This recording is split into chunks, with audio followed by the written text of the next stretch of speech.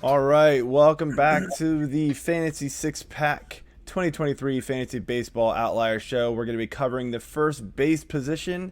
Let me introduce myself. My name is Joe Bond, founder of FantasySixPack.net. With me to help out is Austin Cull, a new contributor here at Fantasy Six Pack. You're going to see his face all over our YouTube channel. In fact, you probably have seen his face over on YouTube as he's got his own show, Fantasy Baseball on Deck, and I will make sure to put that link in our show notes so you guys can check that one out. It's good stuff. But we are here today covering the first base position and covering some outliers. So these are guys that are going to be ADP of outside of 150, ranks outside of 150 on various sites. So some guys that Austin has picked out here, and let's jump right into it. And we're going to start here with Spencer Torkelson of the Detroit Tigers, and had a kind of up and down 2022. Saw some flashes from him. The averages wasn't quite where we were hoping, but I guess you're expecting pretty big improvement out of him. Why is that? Yeah, and I'd say the beginning of his career was a down, down, down, woo, over the hill, and then down again. So, the thing is with Spencer, I think is really important to look here is that he was number 3 overall prospect in 2022 going into the season. He was labeled as the best pure hitter in his class. He has a 70 power rating as well. I kind of mentioned that about Francisco Alvarez in the last show about how that's really, really elusive and hard to grasp as a 70 power rating. But on top of that, he has 65 contact as well. So, truly a player that will contribute significantly across 4 categories. Has the pedigree to be an all-star. I think that he has every opportunity to be an all-star given how scarce first base has kind of become over the last couple of years. The most athletic guys that are coming up that are contributing at the plate are shortstops, center fielders, the most athletic guys on the field, third baseman. So, Spencer has every opportunity to really contribute and do an awesome job. I just think that his situation was weird. So he comes up to Detroit. He's the number 1 overall pick in all of baseball in a 2020 draft. He's been a third baseman his entire career. And then they transition him to play first base in a matter of 2 years. And I think that you take 2 full years to transition after you playing one position your entire life. You see this all the time with guys that just they get to Major League Baseball, they get to the show, and all of a sudden hey, that one thing you've been a differentiator at your entire life, let's just switch you over. So him getting more comfortable with first base, that being less of a stress, actually having Riley Green, the other really highly touted prospect that came up with him last year, with him at his disposal immediately start the year instead of breaking his thumb or whatever it was right before the season started, will be helpful too. So he's going to hit between the 3 and the 5 hole with the elimination of the shift too. I think Spencer Torkelson will have every opportunity to absolutely kill it this year with the Tigers. Yeah, I do worry about the average a little bit. We saw it go down every year in the minors, so that does have a little concern with me. But I don't think he's a 203 hitter. But yeah, he should be somebody you want to keep an eye on in your drafts, especially late. Moving on over here to the Los Angeles Angels, we've got Jared Walsh. Now, 2021 was a massive year for him, and everybody was kind of thinking he'd build on that or at least kind of get close to that again. But it did not repeat last year. He struggled. The Angels struggled. Why do you like him coming into 2023? Yeah, so Jared Walsh has also been kind of in a weird situation, being a first baseman traditionally with the Los Angeles Angels. Actually, in 2020, he should have been the starting first baseman with the Angels, was blocked by Albert Pujols just trying to sell tickets.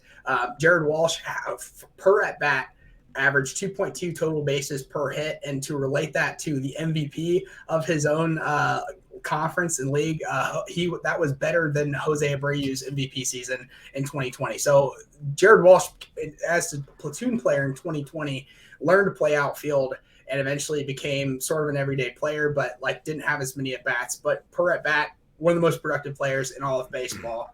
Goes in 2021 with plenty of expectations. His average dips a little bit to 277, but he's an all-star. Yeah, he actually had an opportunity to play every single day with 530 at bats and hit 29 home runs. And was super relevant because he was available, sort of thing.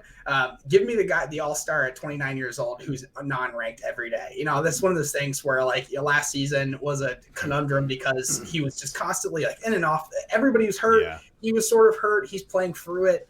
A weird situation for sure, but the fact that he is non-ranked even in a couple of drafts and fantasy formats, give me Jared Walsh every time. He's going to be hitting around, some perennial MVP candidates and Ohtani and Trout. And, however long Rendon is there before he breaks, I think that Jared will have an opportunity to really be surrounded by some really good players. I'm a huge Taylor Ward guy. That's my dude from the start sort of thing. I really think that there's a really good, the Angels can score a ton of runs. Jared Walsh just needs to be healthy, and he will absolutely contribute. Given that he's only 29 years old, the hitters are still coming in from a power perspective, are still getting stronger. The speed is going down, but I think that has every opportunity, to be a top 10 first baseman again this year. Yeah. And you can draft him as a corner infielder if you use those positions, so even better. So moving on here over to the St. Louis Cardinals, we got Mr. Juan Yepez, a guy who came up last year and made a quick name for himself, and then got hurt and really never got going again after that, unfortunately. But tell me what you like about him this season. Juan, and he came up in a weird situation. Again, every one of these guys came up as a first baseman and then sort of got shuttled off to another position so they could sort of fit them into the lineup somewhere. He had one of the situations where he came up, was hitting 300 plus for power the entire month and some change that he debuted. Got hurt. He was out for a couple of months, and just by chance, Major League Baseball calling in the BW3's commercials every time Albert Pujols comes in to fill in for Juan Yepez. Throw like what you said earlier, a meatball down the middle. A meatball down the middle so that Albert Pujols becomes somehow the comeback player of the year after stinking forever, is what it seems. So Juan Yepez, 6'1", 220 pound, good frame guy. He can play both corner outfield spots. He's never going to play over Goldschmidt at first base, but also has third base capabilities. For sure never going to play over Nolan Arenado defensively at third base. But just the aspect that they have the DH available. He's currently prospected to be a DH, but he has the ability to slot in the outfield and both corner infield positions. I think that he's going to carve out everyday playing time as long as he hits. And that's kind of the story with all these guys. If you produce, you'll play, sort of thing. But he has enough of a track record from this past season. I think that he'll succeed. And the 253 average that you're seeing for the 2023 year significantly dropped after he was out for a couple of months after an injury. So, I never like to judge a guy after they get hurt because they're just always sort of overcompensating to just kind of exist and fill a space for a team that specifically, was going, went to the playoffs and was, playoff hungry. So playing through an injury is absolutely what's asked of you in that situation. And I don't think it was a great representation of what he is as a player overall. So I think that coming into next year, he'll absolutely be a good contributor as long as he produces. But I think that he just needs the everyday opportunity to play. It'll be good. All right. And the final guy you have here is over here for the Tampa Bay Rays.